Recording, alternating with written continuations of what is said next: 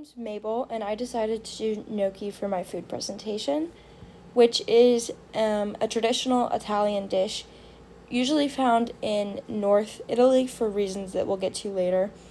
And the word gnocchi comes from gnocca, which means knuckles, um, and gnocchi is usually compared to dumplings.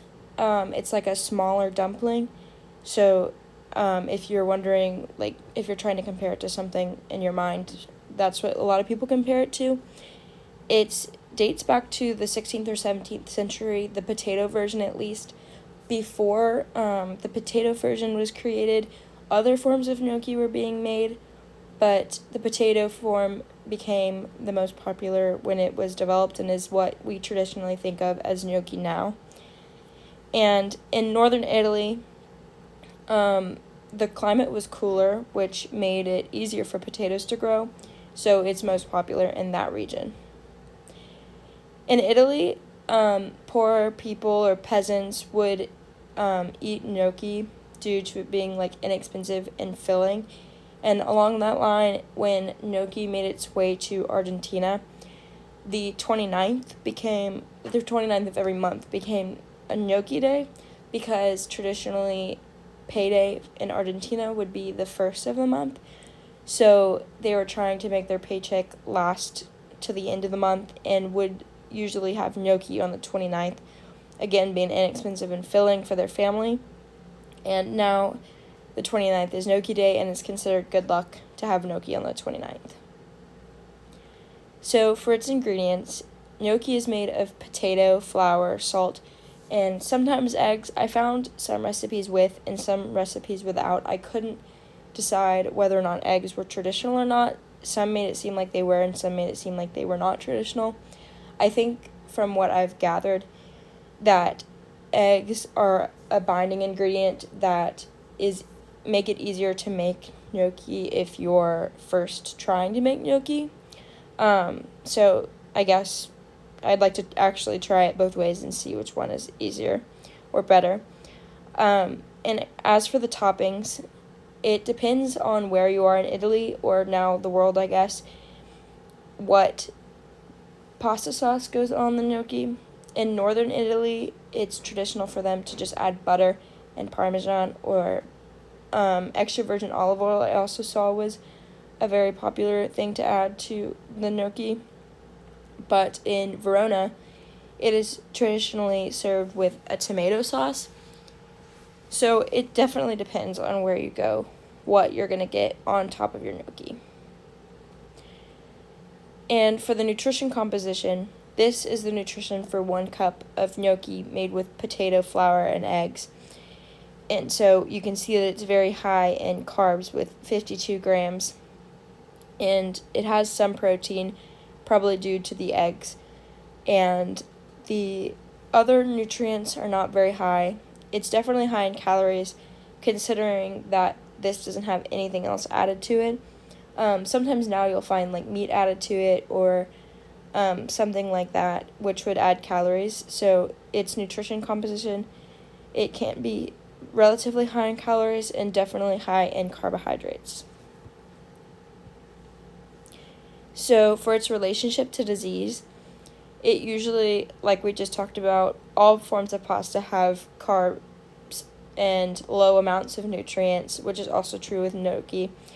And so, therefore, it highly depends on what you pair it with, whether you pair it with butter or extra virgin olive oil. It's the difference between saturated and unsaturated fats, and whether or not you add some vegetables or like mushrooms.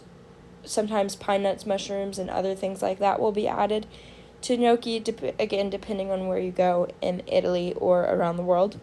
And so carbs are linked with diseases like obesity and cardiovascular disease if not eaten in moderation.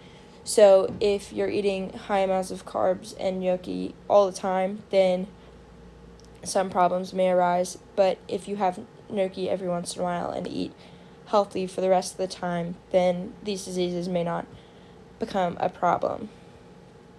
For agriculture, kind of touched on this earlier, that the northern portion of Italy is cooler, so that's why it's more popular there, because potatoes were readily available. And potatoes, whereas they like cooler climates, they're versatile, and they can even be grown in the winter as long as they have enough sun and they don't freeze over, which makes gnocchi very obtainable throughout the year. So gnocchi now has 3 benefits that we've talked about. It's inexpensive, it's very filling, and it's available in many portions of the seasons. And so to prepare gnocchi, this recipe has 2 potatoes and 2 cups of flour and 1 egg. So you boil the potatoes like you're going to be making mashed potatoes, and then you mash them. Here in the bottom right, they're using a ricer, which you boil the potatoes and then use the ricer to make the potatoes, as you can see, like very fine. And it helps the texture of the gnocchi. And then you would mix together the potatoes and the eggs and flour until it forms a ball, or it forms into something that's not falling apart. And then you roll out the gnocchi and cut it into these small, as you can see in the left side picture, like little cylinder things.